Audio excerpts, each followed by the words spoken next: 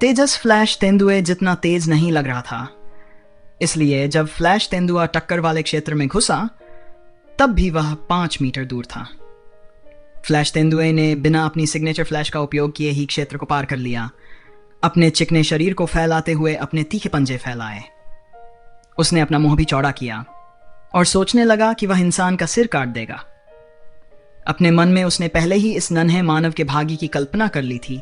उसके हाथ और छाती उसके पंजों से फाड़ दिए जाएंगे और उसके गले को उसके विषदंतों से छेद दिया जाएगा। रुको, वह कहाँ है? जैसे ही चौथे क्रम के फ्लैश तेंदुए ने सोचा कि वह तीखे स्वादिष्ट मानव रक्त का स्वाद चखने वाला है, उसे अचानक एहसास हुआ कि मानव गायब हो चुका है। जी हां, तेजस उसकी नजरों से ओझल हो चुका था। तेजस ने एक असामान्य चाल का उपयोग किया था। जैसे ही वह आगे बढ़ा, वह पीछे की ओर झुका, अपने घुटनों को मोड़ा और जमीन के करीब आगे की ओर खिसक गया। फ्लैश तेंदुए का पतला शरीर उसके सिर के ऊपर से उठ गया। उस पल तेजस की आंखें बर्फीली हो गईं और उसने अचानक दोनों हाथ ऊपर बढ़ा दिए। करीब से देखने पर पता चलता है कि उसकी त्वचा अब जेड रंग की हो गई थी, जबकि उसकी उंगलियों के बीच तीखे पंजे बन गए थे जो वास्तव में हवा के ब्लेड थे। जैसे ही वह फ्लैश तेंदुए के नीचे से गुजरा, दानव का पेट स्वाभाविक रूप से उजागर हो गया। 2 तीखी आवाजों के साथ तेजस के हाथ तुरंत फ्लैश तेंदुए के पेट में घुस गए। फ्लैश तेंदुआ अपनी सुरक्षा के लिए कभी नहीं जाना जाता था, विशेषकर अपने पेट के लिए, जो इसका सबसे कमजोर बिंदु था। जैसे ही तेजस के हाथ उसके पेट में धंसे, उसके पैर ऊपर की ओर उड़ गए और तेंदुए की कमर को लपेट लिया। उसका पतला शरीर फ्लैश तेंदुए के आक्रमण की गति से प्रेरित होकर आगे की ओर खिसकता रहा। रहस्यमय स्वर्ग तकनीक की शक्ति सक्रिय हो गई और एक ही क्षण में इसने फ्लैश तेंदुए के भीतर की सारी रक्त शक्ति को निगल लिया। उसकी अपनी फ्लैश तेंदुआ छाप अचानक चमक उठी और रहस्यमय स्वर्ग तकनीक की ऊर्जा ने उसे अपनी ओर खींचा, जिससे उसके शरीर में रक्तरेखा शक्ति की एक बड़ी मात्रा उमड़ पड़ी। फ्लैश तेंदुआ छाप एक पल में तीसरे क्रम से चौथे क्रम में विकसित हो गई। इस सफलता ने तेजस को ऐसा महसूस कराया कि उसका शरीर हल्का हो गया है। रहस्यमय स्वर्ग तकनीक की उसकी साधना भी उल्लेखनीय रूप से बढ़ गई थी। जैसे ही फ्लैश तेंदुए के पेट में छेद हुआ, उसने एक दर्दनाक चीख निकाली, लेकिन अगले ही पल उसकी आवाज अचानक बंद हो गई। उसकी रक्त शक्ति को भयंकर रूप से निगल दिया गया और एक पल में ही खत्म कर दिया गया। अगले ही पल हवा के ब्लेड उसके पेट के अंदर फट गए। तेजस के मन में उसे जीवित छोड़ने का कोई इरादा नहीं था।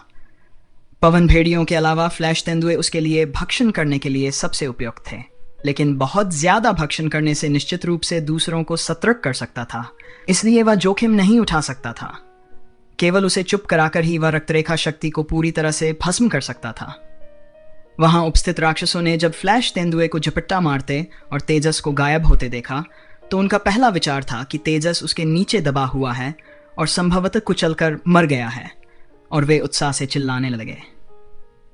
हालांकि फ्लैश तेंदुए की तीखी दहाड़ ने सबको वास्तविकता में वापस ला दिया। चीख अचानक बंद हो गई, मानो किसी ने राक्षस का गला पकड़ लिया हो, और एक क्षण बाद चौथे क्रम के फ्लैश तेंदुए से अंतड़ियों के साथ मिश्रित रक्त बाहर निकल आया। तेजस राक्षस के ऊपर से पलटकर उसके नीचे से बाहर आ गया। उसने अपने हाथ हिलाकर खून झाड़ दिया। अखाड़े में सन्नाटा छा गया, मानो अदृश्य हाथों ने वहां मौजूद हर किसी का गला पकड़ लिया हो। तेजस टक्कर वाले क्षेत्र में पहुंच गया, जबकि चौथे क्रम का फ्लैश तेंदुआ खून से लथपथ होकर निश्चल पड़ा रहा। यह दृश्य किसी भी राक्षस की कल्पना से परे था। एक इंसान, बस एक छोटा सा मानव जागीरदार, ने वास्तव में चौथे क्रम के फ्लैश तेंदुए को मार डाला था। यह कैसे हो सकता है? भले ही फ्लैश तेंदुए ने लगातार 4 लड़ाइयां लड़ी थीं और उसने अपने फ्लैश कौशल का इस्तेमाल भी नहीं किया था, फिर भी वह इस तरह कैसे मर सकता है? लेकिन हकीकत उनकी आंखों के सामने थी।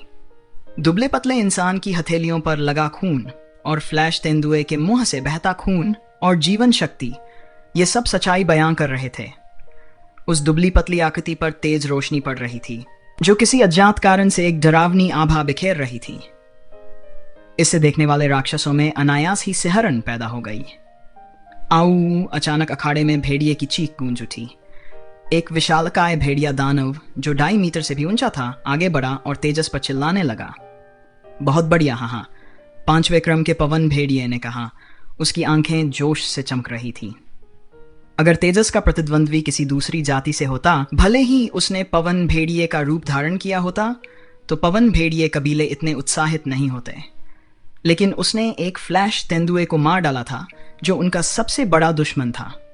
इसलिए इस समय पवन भेड़िया कबीले ने इस तथ्य को भी नजरअंदाज कर दिया कि वह सिर्फ एक जागीरदार था। शर्म की जगह उत्साह ने ले ली। फ्लैश तेंदुए की मौत से ज्यादा उन्हें कुछ भी उत्साहित नहीं करता था। गर्जना। एक विशालकाय फ्लैश तेंदुआ अचानक उछला और टक्कर वाले घेरे में सीधे तेजस पर हमला कर दिया।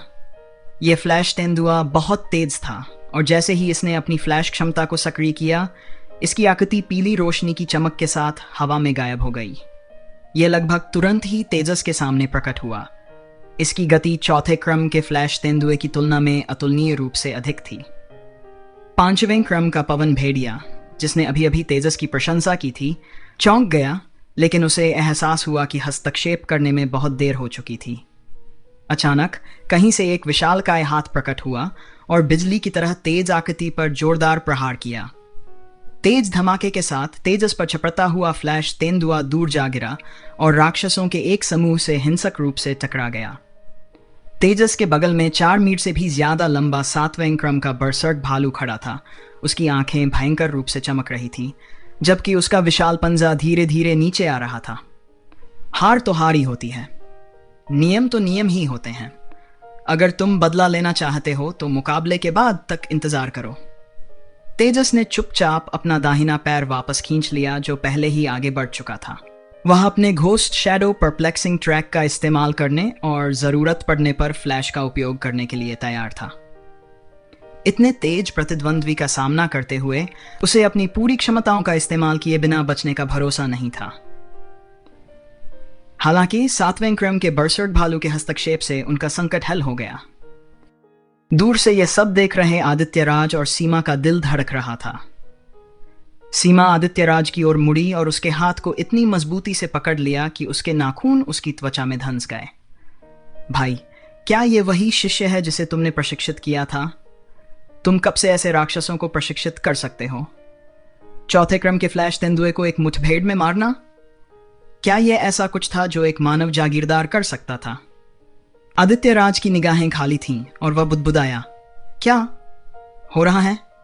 यह बच्चा कौन है? इस बीच अखाड़े के मध्य में खड़े मानव ने 7वें क्रम के विशालकाय बेरसर्क भालू की ओर देखा और पूछा, क्या मैच जारी रहेगा? उसकी आवाज में जवानी का भोलापन झलक रहा था। साफ था कि वह वयस्क नहीं था।